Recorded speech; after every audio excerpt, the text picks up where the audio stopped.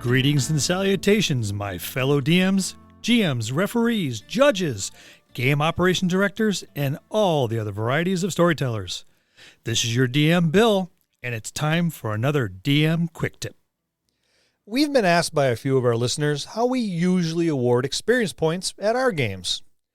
We're going to go over how the old man does experience points, and it's no surprise that Scott and I use different methods when it comes to time to dole out the cheddar, that sweet, sweet EXP. DM Scott is by far and large a more progressive DM than this old curmudgeon, being ready to embrace all that is new. I guess that comes with youth. After all, he's only 50-something.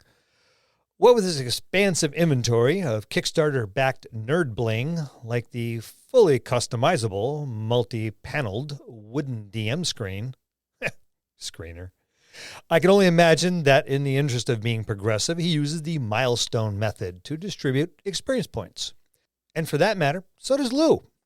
This method seems to be gaining quite a bit of a following since the introduction of 5th edition.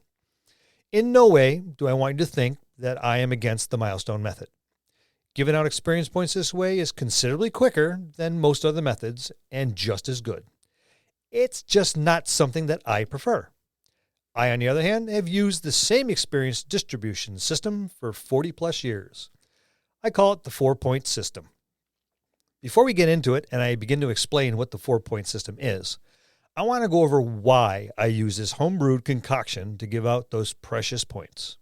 To me, it's important that the player understands who their character is, what the stats mean, the level of proficiency the character has with both skills and weapons, the player's understanding of offensive and defensive magics that are cast or imbued, how the character fits into the world around them, whether the player can make their character a contributing member of the adventuring party. Does this sound like a lot? Well, it is. But it's what I expect from my players, and with the 4-point system, I can compartmentalize all this and keep track of who did what to earn those experience points. Let's take a few minutes and I'll explain how it works. One of the things I do as I write a campaign is I break down the story into scenes. Each scene may last between 1 to 4 weeks on average, and your experience points are based on how both the player and the character performed during this scene. When I say performed, I'm referring to how well the player knows his character, the world they're in, and the game mechanics and rules. I also take into consideration the character and how they interact with the other characters and whether or not they're consistent in their portrayal. With this fairly simple formula, we move on to the 4 points. We start off with the base experience points. This is the most similar to the milestones, but this portion is only responsible for 50% of the potential overall experience points awarded. It's probably the simplest to explain. If a particular scene has a basic experience point value of 1,000 experience points, everyone gets that 1,000 experience points. The other 3 portions are a little more involved, but it'll also let the players earn a potential additional 1,000 experience points. The second point would be continuity. This is how well the player maintains the character's persona. For example, how the player demonstrates the character's class, race, and personality quirks. Once those are established, does the player maintain those throughout the campaign? If your character has an accent, does the player maintain that accent? When your character is gruff and taciturn, then suddenly becomes exuberant, joyful, and playful, unless this is developed through roleplay, it's not an example of continuity. It's not to say that your character is set in cement and can never change their persona. But if they do, it must be demonstrated through roleplay, not just suddenly changed on the character sheet or acted out on the table on a whim. Or in some instances, items on the character sheet completely ignored altogether. This particular point is a favorite of your tacticians as well as your rules lawyers.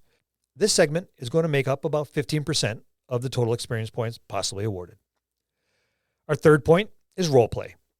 Unlike continuity, this is all about how your character interacts with the world and the other characters. If your character has a particular distrust of another character, this is not something that's likely to just go away. Unless, of course, there is some tremendous circumstance that is role-played at the table. The saving of a life, the giving of great wealth, passing on a magic item, things along that nature. there's always room for a change in one's heart. And good roleplay can earn you 20% of your total possible gameplay experience points. And last, but certainly not least, it's rules knowledge. This is where the min-maxers and rulers both get to flex their knowledge of the game and demonstrate just how many pages of the Player's Handbook, Monster Manual, and a Dungeon Master's Guide they have committed to memory. Most of your casters will do in this segment as well, provided they have done their homework and learned their spells. This segment will earn you 15% of your possible experience points. Now, don't get me wrong, I'm not trying to coddle certain player styles. What I am trying to do is allow some of the stronger players to have a little bit of free reign. In doing so, coaching and coaxing the newer players or less experienced players into opening up and experimenting themselves. The whole idea is to have fun. Expressing yourself through the character is a great way to do so. Watching others do that is fun as hell. And it's my hope they will give the other players inspiration and allow them in turn to express themselves through their characters to their fullest. Now, everyone, give your characters an extra 200 experience points for listening. A gift from the old man. See you next time in the dojo.